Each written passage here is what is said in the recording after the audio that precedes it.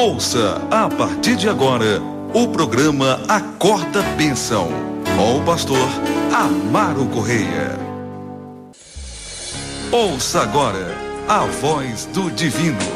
Lucas capítulo 22, do versículo 7, vamos ler ao versículo 23. Lucas 22, do versículo 7 ao versículo 23. Espero que vocês estejam acompanhando a leitura aí desse capítulo conosco. Chegou, porém, o dia da festa dos pães asmos, em que importava sacrificar a Páscoa. E mandou a Pedro e a João, dizendo: Ide, preparai-nos a Páscoa para que a comamos. E eles lhes perguntaram: onde queres que a preparemos? E ele lhes disse: eis que quando entrardes na cidade, encontrareis um homem levando um cântaro de água. Segui-o até a casa em que ele ia entrar. E direis ao pai da família: o mestre te diz: onde está o aposento em que hei de comer a Páscoa com os meus discípulos? Então ele vos mostrará um grande cenáculo mobilado. Aí fazei os preparativos. E indo eles, acharam como lhes havia sido dito, e prepararam a Páscoa. E chegada a hora, pôs-se à mesa, e com ele os 12 apóstolos. E disse-lhes: desejei muito comer convosco esta Páscoa, antes que padeça. Porque vos digo que não a comereis, mas até que ela se cumpra no reino de Deus. E tomando o cálice, e havendo dado graças, disse: tomai e repartiu entre vós. Porque vos digo que já não bebereis do fruto da vide, até que venha o reino de Deus. E tomando o pão e havendo dado graças, partiu e deu-lhe, dizendo: isto é o meu corpo, que por vós é dado. Fazei isso em memória de mim.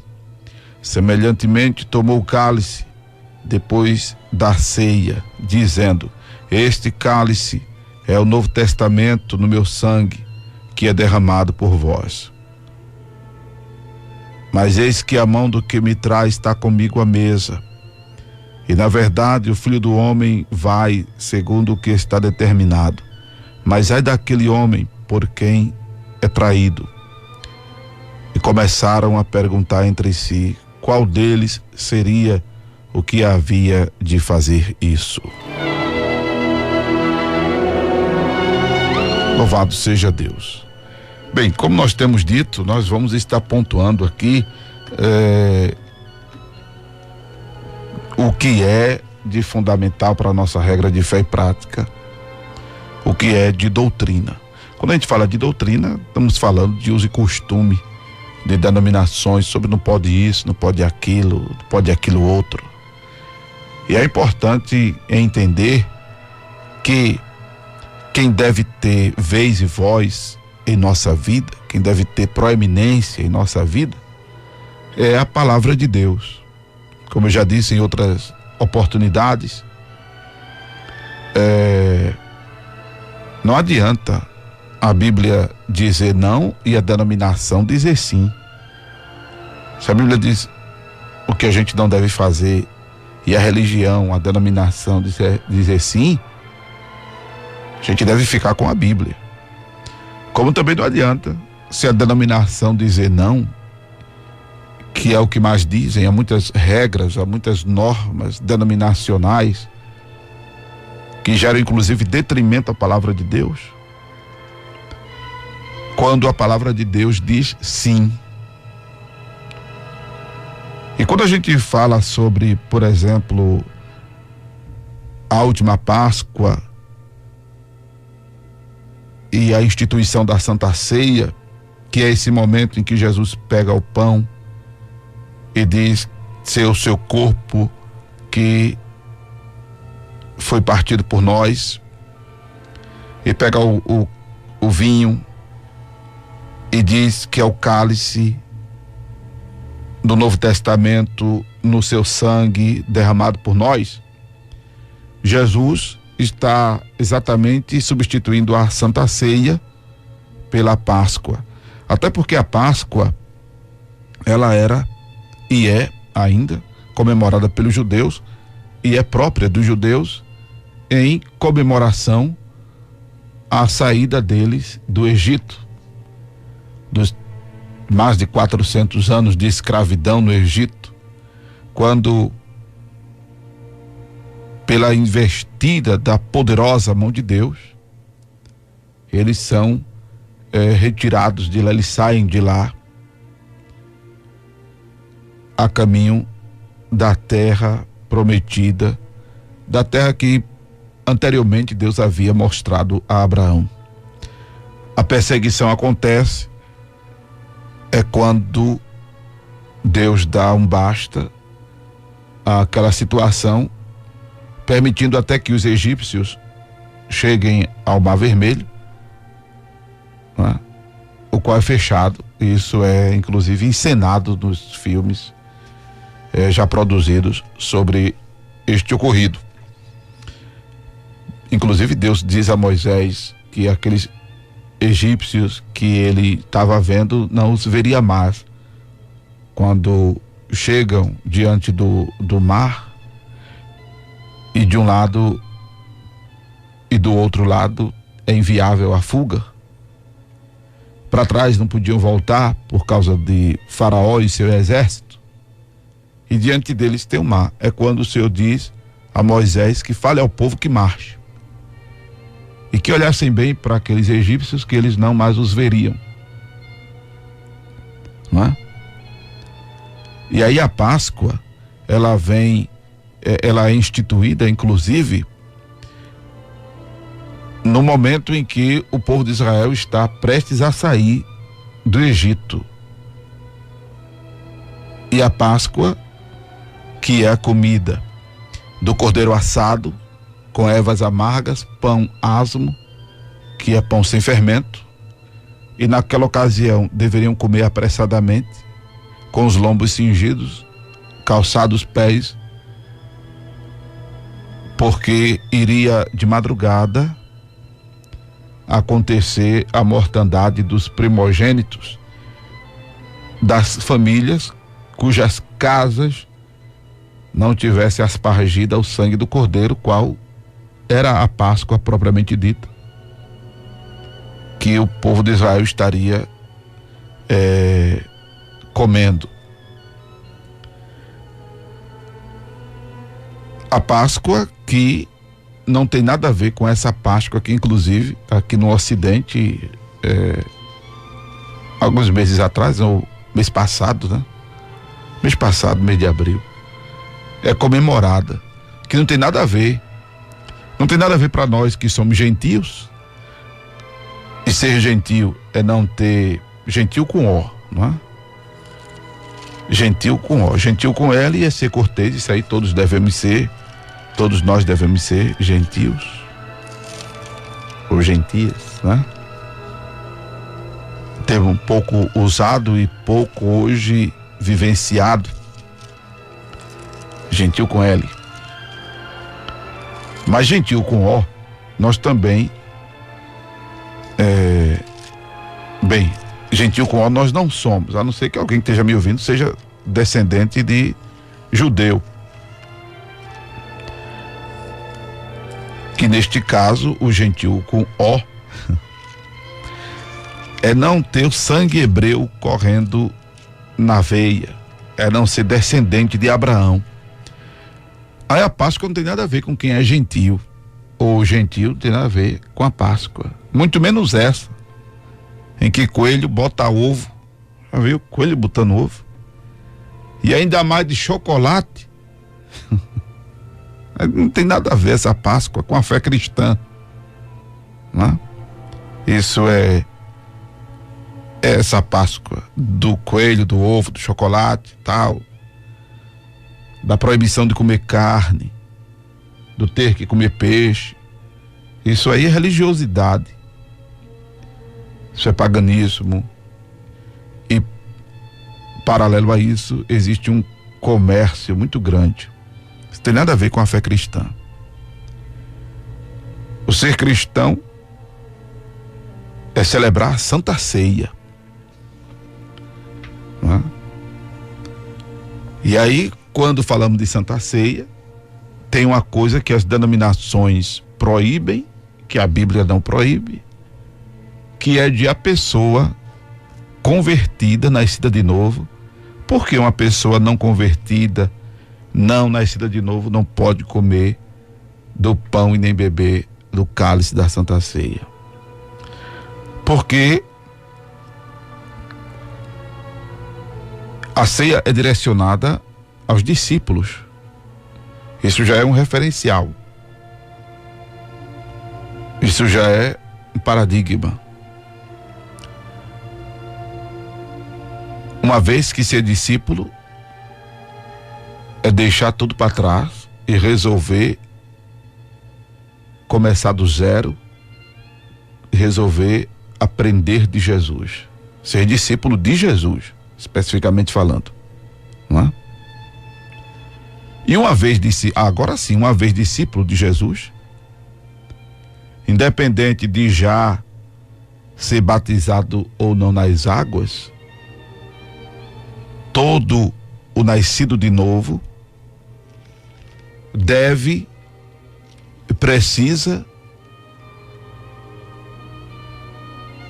eu tenho dito à luz de João capítulo 6, versículo 48 ao 58, que é um direito, um dever e uma necessidade. É um direito, é um dever e uma necessidade participar da Santa Ceia. Veja aí, João capítulo 6, Evangelho de Jesus Cristo, segundo escreveu São João, capítulo 6, versículo de número 51, por exemplo. Eu começo do 48 porque Jesus se declara como de fato é o pão da vida. Versículo 50. Este é o pão que desceu do céu, para que o que dele comer não morra. Eu sou o pão vivo que desceu do céu. Se alguém comer desse pão, viverá para sempre. E o pão que eu der é a minha carne, que eu darei pela vida do mundo. Versículo 53. Jesus, pois, lhes disse: na verdade vos digo que se não comerdes a carne do Filho do Homem e não beberdes o seu sangue, não tereis vida eterna em vós mesmos. Quem come a minha carne e bebe o meu sangue tem a vida eterna, e eu ressuscitarei no último dia. Porque minha carne verdadeiramente é comida e o meu sangue verdadeiramente é bebida. Quem come a minha carne e bebe o meu sangue permanece em mim e eu nele. Assim como o Pai que vive me enviou e eu vivo pelo Pai, assim quem de mim se alimenta também viverá por mim.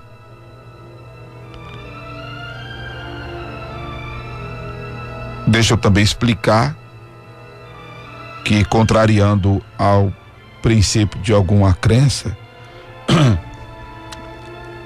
quando Jesus pega o pão asmo, o pão sem fermento, pega o vinho e diz que é sua carne e seu sangue,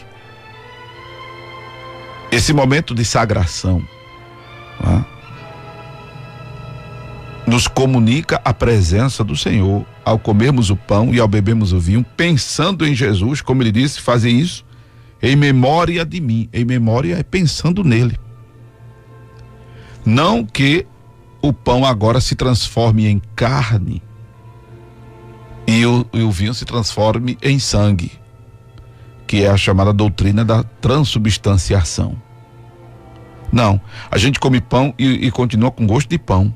A gente bebe vinho e continua com gosto de vinho. E não carne humana. E não sangue humano.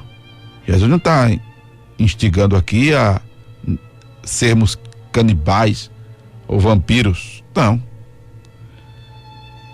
Comemos do pão e bebemos do vinho pela fé, pensando em Jesus.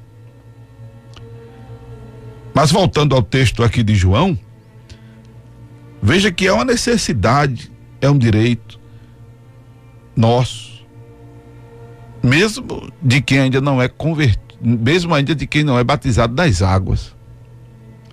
Porque não é o batismo nas águas, volto a repetir, que nos torna membros do corpo de Jesus. O que nos torna membros do corpo de Jesus é a conversão, é o nascer de novo. É o que nos torna membros do corpo de Jesus. É o novo nascimento. Louvado seja Deus. É o que nos torna cidadão dos céus. E a partir deste novo nascimento, claro, o está vivendo a palavra, como temos dito, que é mais do que ler, que é mais do que ouvir.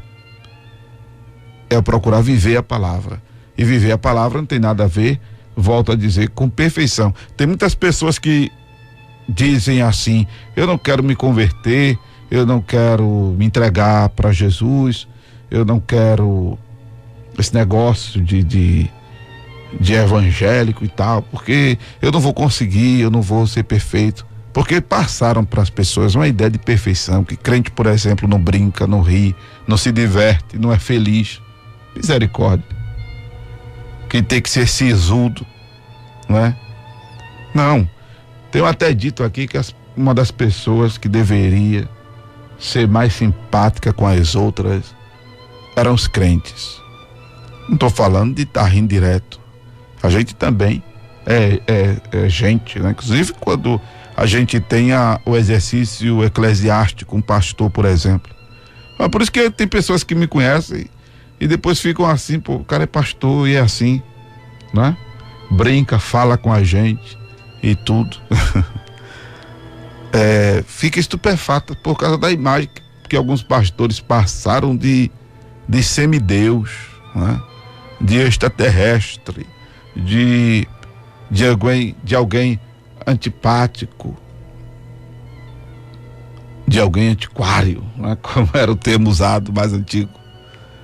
Não, ser cristão é ser gente, ser cristão é ser humano.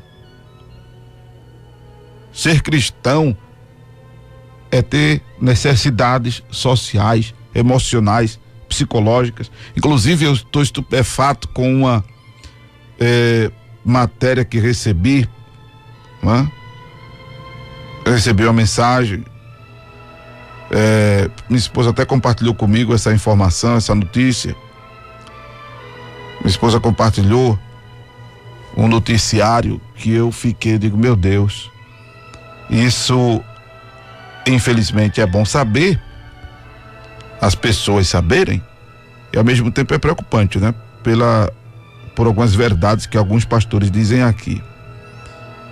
Porque nós somos pastores, e a Bíblia chama de o anjo da igreja, e algumas pessoas nos chamam de o anjo da igreja, mas nós não somos anjo, literalmente falando, não. Não somos seres assexuados, não. Os anjos são seres assexuados, não tem sexo, não é? Por isso que no céu não se casará, nem se dará em casamento. Por isso que quem é solteiro cuide de casar aqui na terra, nesta vida. Porque depois que morrer e for pro céu, né? Não tem casamento lá. Se for pro inferno é que danou-se mesmo. Mas nós não somos seres angelicais, né? Aí uma pesquisa feita com pastores e ex-pastores mostrou que muitos estão trabalhando demais, ficando sobrecarregados diante de suas tarefas ministeriais. Segundo o estudo, 86% dos entrevistados se acham incapazes de realizar suas tarefas e as exigências que colocam em suas funções. Outros 77% sentem que as pessoas esperam coisas irreais deles e de suas famílias. É verdade. Acha que deve ser impecável, o pastor não pode pecar, os filhos do pastor não podem pecar, e crucificam os pastores, que os filhos não querem nada com Jesus, né? Culpam os pastores, mas não tem nada a ver. Graças a Deus, minha filha Luana é uma benção, 20 anos, serva do Senhor, né? Meu querido Luan, meu filho amado, 11 anos, graças a Deus, servo do Senhor. Espero que eles continuem crescendo diante dos homens e diante de Deus, né? Mas eu conheço outros colegas que os filhos não estão na igreja, tem outros que estão no mundão mesmo, e foram ensinados no caminho do Senhor. Aí o pai, que agora tem a ver com isso? Nada. Bem, se o pai, se a mãe não ensinou, é problema deles, mas aí é onde darão conta Deus, tal, dessa coisa. Mas tem pais que têm criado os filhos no caminho do Senhor, tem lhes ensinado a verdade. Os filhos que, quando se acham dono de suas vidas, que verdadeiramente o são, né? Quando conseguem discernir a mão direita da mão esquerda, acabou-se. É com eles e Deus. Mas ficam esperando coisas assim de nós. A cobrança é muito grande.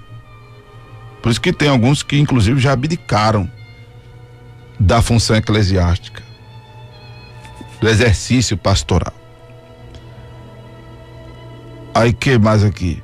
Quando lhes foi perguntado se já pensaram em parar seu ministério, a resposta foi sim, em 85% dos casos, e 64% duvidaram do seu chamado. Além disso, que tem um dado aqui estarrecedor, né? Se sentiram feridos e rejeitados quando saíram ou pensaram em sair da igreja. Mas a metade dos entrevistados, ou seja, 62% dos pastores, disseram lidar com a solidão, 65% com ansiedade, 39% com depressão e misericórdia. Você diz, mas como é que pode acontecer isso? 29% já lidaram com pensamentos suicida. Sabe por quê? Porque são pessoas que preferem morrer do que gerar escândalo. Se bem que, se fizerem isso, gerarão escândalo, né? Só em dar essa resposta, alguns, talvez sendo verdadeiros, já causam impacto, né, assustador. Pô, como é que um pastor pensa em suicidar-se? Mas é gente. Eu quero só dizer a você que ser pastor é ser gente, como ser cristão é ser gente. Estuda, trabalha, amém, vai à praia, joga bola, vai para cinema, vai para teatro, come, né? Tem os que até se embriagam, que não é certo, né? A Bíblia diz para que não nos embriaguemos, mas nos enchemos do Espírito Santo. Mas acontece. Tem, por exemplo, tem algumas denominações, né, que restringe a bebida alcoólica. Biblicamente falando, não convém a nós tomarmos bebida alcoólica. Mas tem igrejas do segmento evangélico em que a liderança bebe, os membros são liberados a tomar sua cerveja, tal. Bem, eu, graças a Deus, nunca bebi, opto por continuar sem querer beber, né, cerveja, qualquer outra coisa do gênero. Até Guaraná eu tenho parado de tomar ultimamente. Então, de vez em quando, né? Vou dizer que não tomo ainda não, mas tomo de vez em quando. Até a tal da Guaraná a gente tem resolvido dar uma diminuída. Também nunca que tenha bebido muito, pelos danos que nós temos visto, o Guaraná causa à saúde. Mas tem, por exemplo, bispos que se embriagam mesmo, bebem mesmo, valendo. Não convém. Mas o que eu quero pontuar é que ser cristão é ser gente. Amém? Eu viver a palavra de Deus não tem nada a ver com a vida robótica, não tem nada a ver com a vida de sisudez, de perfeição. Irmão, pensar em perfeição nesta dimensão é loucura e é algo inatingível verdadeiramente. Agora, é o que Deus disse a Abraão: anda em minha presença. Quando a gente lê Deus dizendo isso a Abraão, anda na minha presença e ser perfeito, é porque quando você está andando com uma pessoa que tem um poder de influência maior do que você acaba imitando a pessoa, não é? Quando você participa de um ambiente que passa a exercer maior influência sobre a sua vida, você se adequa ao ambiente, você torna-se produto do meio.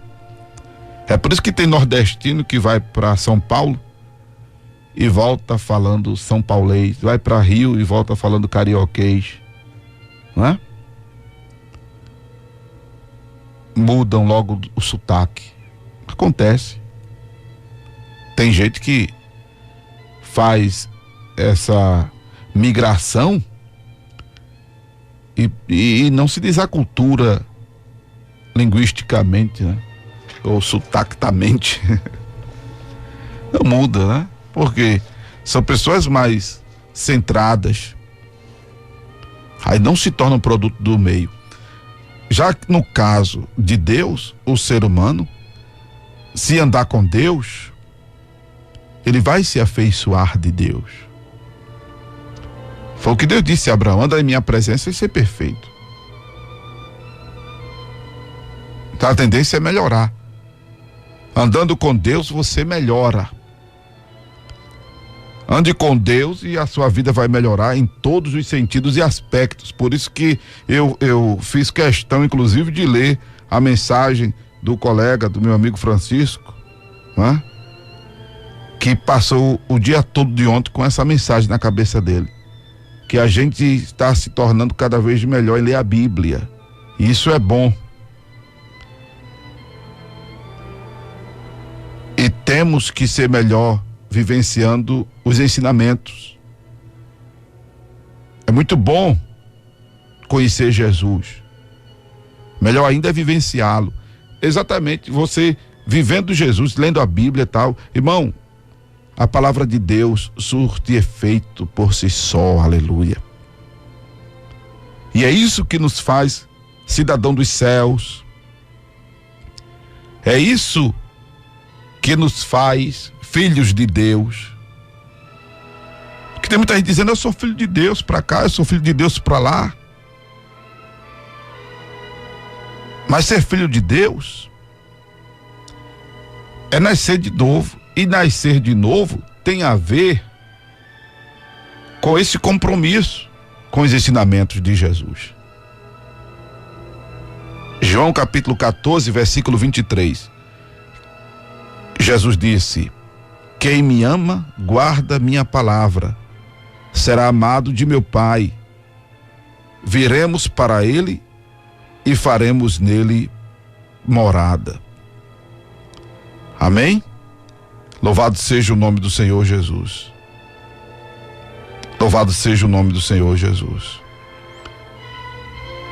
Então, quando nós vivemos Jesus, vivemos a palavra. Quando nós vivemos a palavra, Jesus se faz presente de maneira residencial em nós, porque o nosso corpo é templo e morada do Espírito Santo.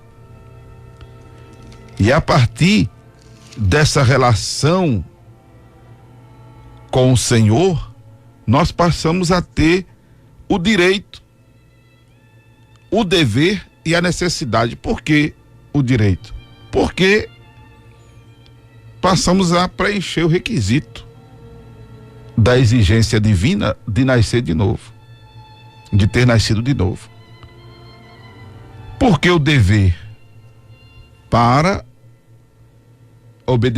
Por obedecer a Jesus. É dever nosso obedecer a Jesus. E ele disse que devemos comer e devemos beber, comer do seu corpo e beber do seu sangue. E é uma necessidade. Por que é uma necessidade? Porque se não nos alimentarmos de Jesus, veja aí o versículo em João capítulo 6, versículo de número 53, no finalzinho. Se não nos alimentarmos de Jesus, não teremos vida em nós mesmos. Se não nos alimentarmos de Jesus, não seremos ressuscitados. Se não nos alimentarmos de Jesus, não permaneceremos nele, nem ele permanecerá em nós. Se não nos alimentarmos de Jesus, não conseguiremos viver por ele.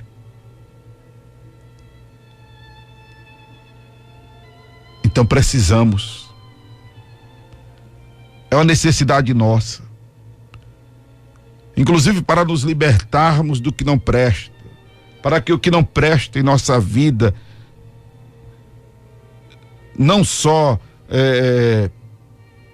das situações obviamente problemáticas, não é? Mas o que não presta em nós, no que diz respeito aos pensamentos, no que diz respeito à linguagem, à fala, no que diz respeito às ações, ao comportamento, às reações, só nos enchendo de Jesus, para que essas coisas que não prestam saia. Quer se libertar do vício? Quer se libertar desse mal danoso? Quer se libertar dessa coisa ruim? Quer melhorar como gente? Procure se encher de Jesus. Porque quando nos enchemos de Jesus, da presença de Jesus em nossa vida, o que não presta sai. Quando nos afeiçoamos de Jesus, o que não presta sai. Pastor, eu quero deixar o vício. Eu quero parar de fazer isso, aquilo, outro. Procure se encher de Jesus.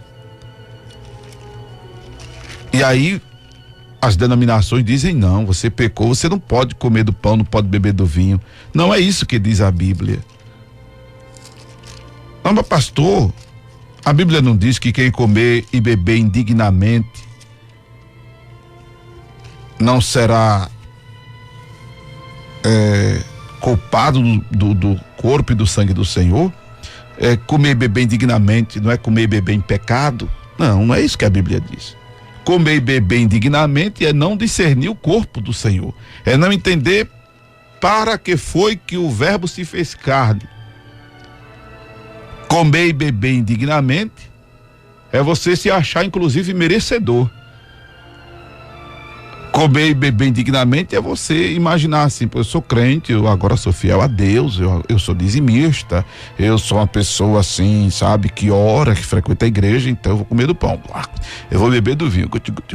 Não, eu faço bem, eu ajudo as pessoas, eu ando direito.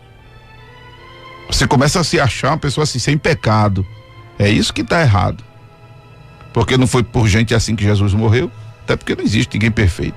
Jesus morreu por quem é pecador. Jesus morreu por mim, por ti, por nós, por vós. Por isso que está escrito em 1 Coríntios 11, versículo 28. Examine-se, 1 Coríntios 11, 28. Examine-se, pois, o homem a si mesmo, e assim coma deste pão e beba deste cálice. Irmãos, quando a gente para se examinar, a gente vai encontrar coisas boas, mas o que a gente vai encontrar de coisa ruim, nós, misericórdia. Tem muita gente examinando os outros. Não, pare de examinar os outros, deixa os outros para lá. Examine-se você a si mesmo. Cuide da vida dos outros só no sentido de ajudar. Cuide da vida dos outros no sentido de minimizar a dor, de minimizar o problema, mas no que diz respeito à moralidade, a estar certo ou estar errado, cuide da sua vida. Cuide da sua vida. Pense nos outros, cuide dos outros, em orientar, em ajudar, em esclarecer. Amém? Em ajudar a pessoa a sair do caminho errado. Mas com relação a estar certo ou estar errado, isso aí é para cuidarmos da nossa vida. Louvado seja Deus. Examine-se, pois, a si mesmo e assim coma. Né? Porque Jesus diria, olha, examine-se, se fosse para não comer, Jesus diria, examine-se, pense direitinho, pense uma vez, duas vezes, três vezes. Se vai comer, preste atenção. Mas Jesus não diz assim. Examine-se, meu filho, e coma. Porque quando você se examinar, você diz, eita, eu preciso melhorar no meu linguajar, eu preciso melhorar nos meus conceitos, nas minhas ideias, eu preciso melhorar, rapaz, em como lidar com as pessoas. Eu trato mal as pessoas, quando eu tô com problema eu sou chato, eu sou ignorante, eu sou pornofônico, eu sou arengueiro, eu sou brabo, eu sou violento. Poxa, eu preciso melhorar. Como é que você vai melhorar sem Jesus? Sem Jesus, a gente não pode nada. Jesus disse, sem mim nada podeis fazer. Não é só não poder ganhar dinheiro, mas pensa logo em dinheiro, pensa logo em fama, pensa logo em bens sociais, não é? Não é só isso. Com Jesus você conseguirá, obviamente, alcançar seus objetivos, crescer na vida, ter sucesso profissional, financeiro. Mas também com Jesus você melhorará como gente. Se melhorar como crente, melhorará como gente. Amém? Então procure se encher de Jesus, botar Jesus para dentro de você. E a gente bota Jesus para dentro de nós, orando, lendo a Bíblia, vivendo a palavra.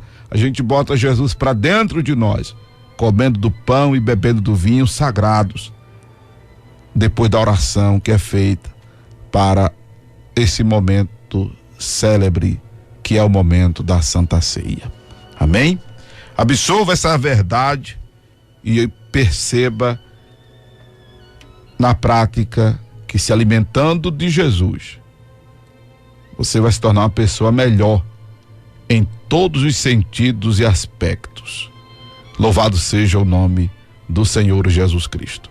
Nós agora vamos de música e voltaremos para a oração da fé. Então vamos recordar aqui o hino Entre no Quarto, que nunca mais toquei, né?